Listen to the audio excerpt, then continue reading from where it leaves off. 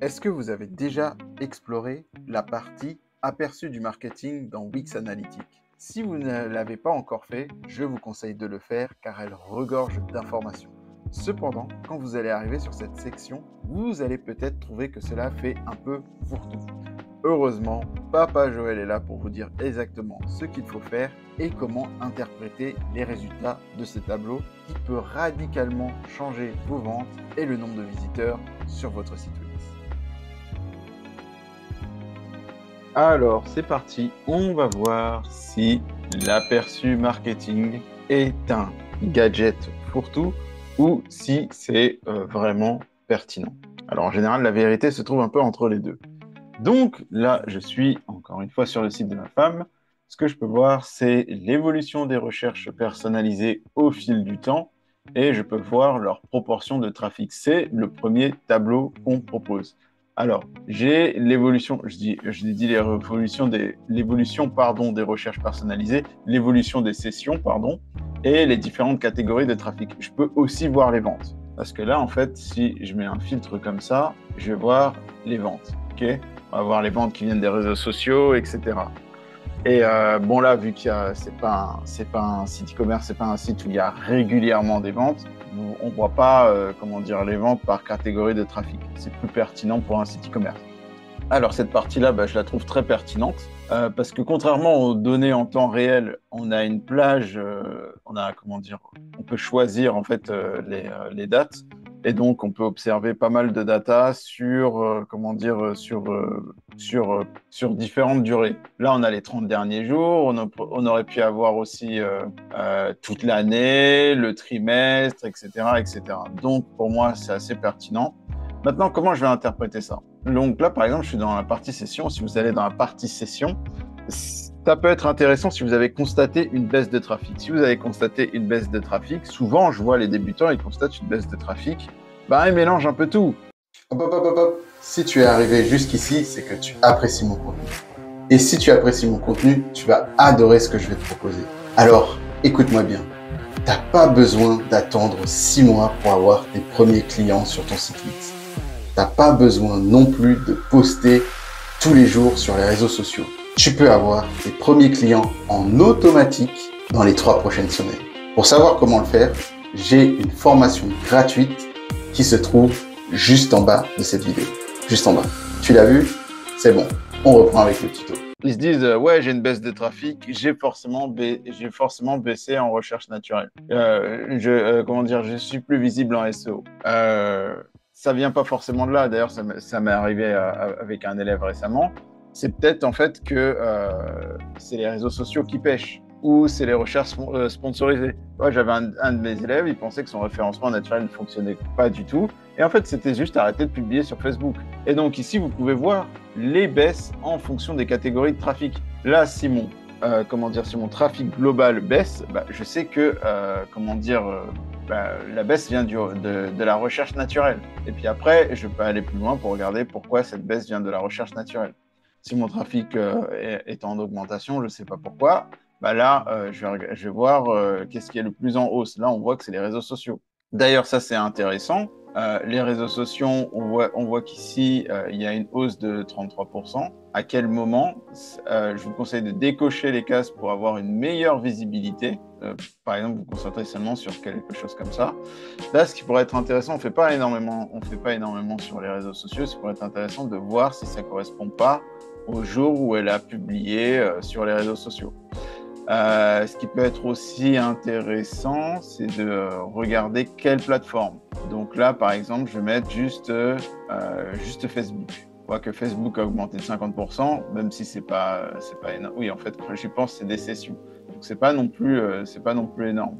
Mais bon, peut-être qu'il y a quelque chose à faire sur les réseaux sociaux. Donc ça, c'est pour la partie session, vente par catégorie de trafic. Qu'est-ce qu'on a d'autre? On a les emails marketing. Pour ça, je vais vous montrer un autre tableau. Alors, je vais vous montrer un autre tableau ici. Là, en fait, on est dans mon tableau. Et en fait, là, on voit les derniers emails que j'ai envoyés, mes dernières campagnes d'emails que j'ai envoyées. Est-ce que ça a fonctionné ou pas? Donc, vous voyez les ventes 0,0 parce que mes ventes ne se font pas sur ce site-là, elles se font sur un autre domaine. Et donc, là, ce qui est intéressant de voir, c'est que les emails marketing, la partie email marketing, j'ai eu une baisse sur les personnes qui ont été sur les envoyés. Bon, c'est pas une baisse énorme, mais c'est une baisse quand même, sachant que les emails marketing me rapportent beaucoup de ventes. Pour voir si il y a vraiment un problème, je pourrais étirer, comment dire, comment dire, la plage d'observation. Je sais pas vraiment comment on peut appeler ça. Je pourrais étirer la date, mettre quelque chose de plus long sur les 90 derniers jours et voir en fait s'il y a vraiment, s'il y a vraiment une grosse baisse, si c'est vraiment une tendance, quoi. Je pourrais voir aussi le mois précédent, est-ce que ça a baissé, etc. Est-ce que c'est vraiment une tendance? Et donc là, je vois 8% de baisse. Pourquoi ça a baissé? Peut-être que en fait, j'ai beaucoup de gens qui se sont désabonnés à mes emails. Peut-être que c'est ça. Là, c'est 8%, c'est pas énormément. Donc quand j'envoie à moins de personnes. Clic unique, les clics uniques a baissé. Donc j'ai moins de clics. Est-ce que mes offres sont pas moins intéressantes? En fait, ça peut être interprété de différentes façons, parce que là, on voit une baisse des clics, mais on voit une hausse du taux de clic. Donc, une hausse du taux de clic, ça veut dire que pour le même nombre d'emails envoyés, il y a plus de personnes qui sont susceptibles de cliquer. Donc, finalement, je pense que la baisse des clics uniques est due au fait qu'il y ait une baisse d'envoyés.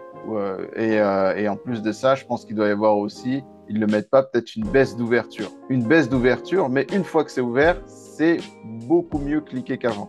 Donc, ça veut dire, si j'interprète ces résultats-là, ça veut dire que mon taux de clic, mon taux de clic est en hausse. Ça veut dire que mes offres par email intéressent plus qu'avant. Parce qu'une fois que la personne a ouvert l'email, elle clique plus qu'avant. Donc, ça veut dire que mes offres sont plus intéressantes qu'avant. Les dernières offres que j'ai fait au cours des 30 derniers jours sont plus intéressantes qu'avant. Donc, après, il faut se demander pourquoi. Est-ce que, par exemple, ma promotion était plus, ma promotion était plus importante qu'avant? Le taux de réduction sur mes promotions était plus important qu'avant? Est-ce que j'ai pas mis en place une nouvelle offre, etc. Par contre, les clics uniques, ça peut être dû à une baisse d'ouverture. Il y a moins de personnes qui ouvrent mes emails. Mais quand ils ouvrent mes emails, il y a beaucoup plus de clics qu'avant. Et il y a peut-être moins de personnes qui ouvrent mes emails aussi parce qu'il y a moins de personnes parce que j'envoie à moins de personnes. Et ça peut être un cumul des deux. À la fois, j'envoie à moins de personnes et en plus de ça, par-dessus ça, il y a moins de personnes qui ouvrent. Donc là, en fait, ce qui manque, c'est l'ouverture. Ça a été intéressant d'avoir l'ouverture. D'ailleurs, ils ne l'ont pas mis non plus ici.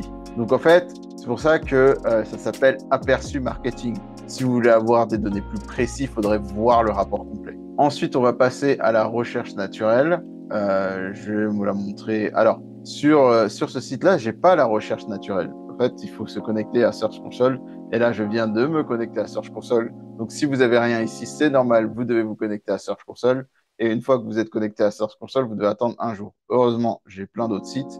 Donc, je vais vous montrer la recherche naturelle de ce site-là. Donc là, on est sur la recherche naturelle. Alors, ce qu'on peut voir ici, c'est l'évolution des positions. Donc, moi, je trouve ça intéressant d'avoir ça ici. Ça permet, en fait, et c'est ce que j'aime avec Wix. En fait, ce que j'aime avec Wix, c'est d'avoir un outil qui me permet de faire plusieurs choses, en fait.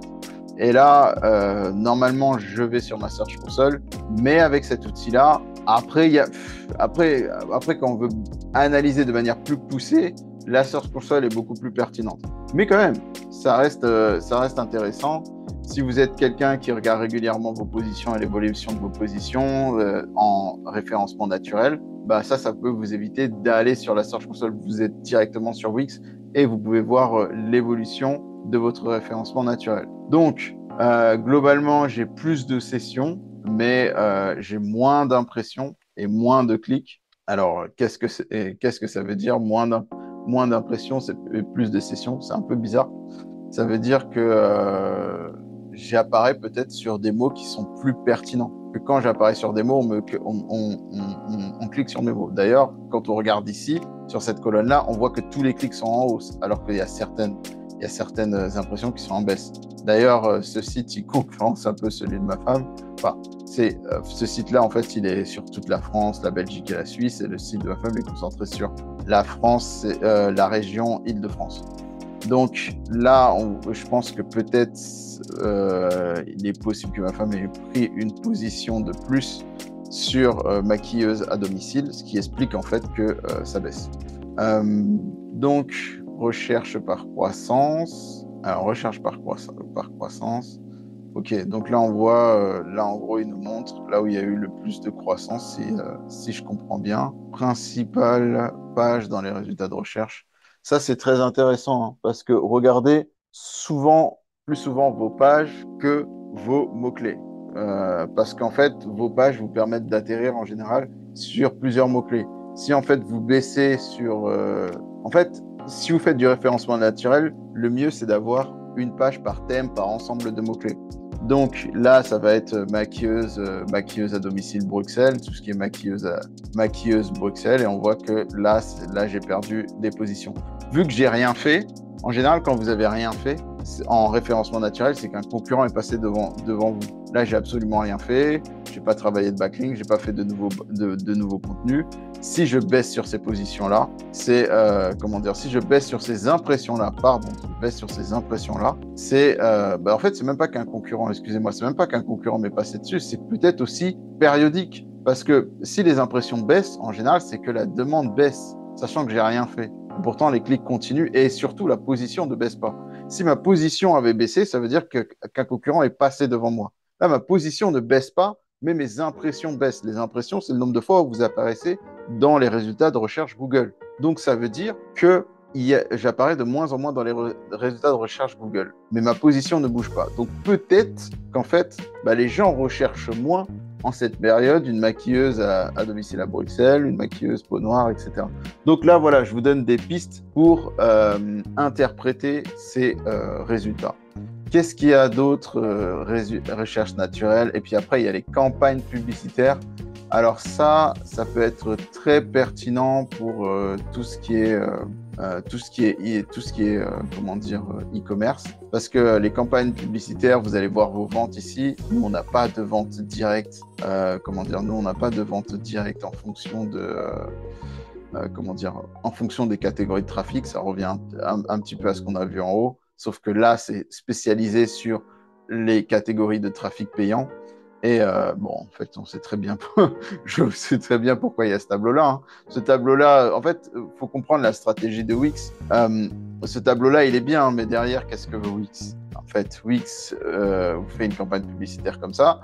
Vous faites un petit bouton là, créer une campagne publicitaire, parce qu'ils sont en désaccord avec Google, avec Facebook, etc. Et puis c'est comme ça qu'ils gagnent de l'argent. C'est pour ça qu'ils vous font ça, alors que vous avez ces données-là dans la partie, comment ça s'appelle cette partie-là? Dans la partie session par catégorie de trafic. Ça revient un peu à la même chose. Donc ici, c'est intéressant parce que vous pouvez voir, moi je trouve que ça revient un petit peu à ce qu'il y a là. Bon, c'est un peu plus détaillé parce que là, vous allez avoir, est-ce que c'est une campagne publicitaire Facebook, Instagram, etc. Mais donc ici, vous allez avoir vos ventes par campagne publicitaire. Est-ce que c'est votre pub Instagram qui fonctionne le mieux? Est-ce que c'est votre pub Facebook, etc. En fonction de ça, vous pouvez décider de l'endroit où vous allez allouer le plus de budget. Donc voilà pour l'aperçu marketing. J'espère que les petites analyses que j'ai faites sur mes propres sites, ça vous donne des idées, ça vous inspire, ça vous donne des pistes et des réflexions pour analyser à votre tour votre trafic sur votre site Wix. Et bien sûr, pour analyser votre trafic sur votre site Wix, vous devez avoir un minimum de visiteurs. Et pour avoir un minimum de visiteurs, rien de mieux que le référencement naturel. C'est possible de référencer son site Wix. Écoutez pas ce qu'on vous dit dans les blogs, etc., les spécialistes au WordPress. Vous pouvez très bien avoir de très bons résultats en référencement naturel avec un site Wix comme Alexandre, avec son site Wix, thérapeute Voiron, en première page sur thérapeute Voiron. Cédric, avec son site Wix, booster informatique, en première page sur réparation informatique Toulouse. Ou Elodie, avec son site Wix, mariella.fr, en première page sur énergéticien Bordeaux. Avec Anaïs, en première page sur photographe naissance Lyon, avec son site Wix Anaïs Lay. wix.com avec David en première page sur Maître de Toulouse avec son site Wix, cabinet maîtrise, ou même tout simplement ma femme avec le site Cindy Maquilleuse Paris en première position ou deuxième position sur Maquilleuse Paris devant toutes les autres maquilleuses à Paris. Vous aussi, vous pouvez obtenir ces résultats. Tous ces résultats, ce sont des résultats obtenus par mes élèves grâce à la formation qui se trouve juste en bas de cette vidéo. Je vous remercie pour votre attention et je vous dis à très vite pour un prochain tuto qui vous apprend à vivre de votre activité d'indépendant grâce à votre site Wix.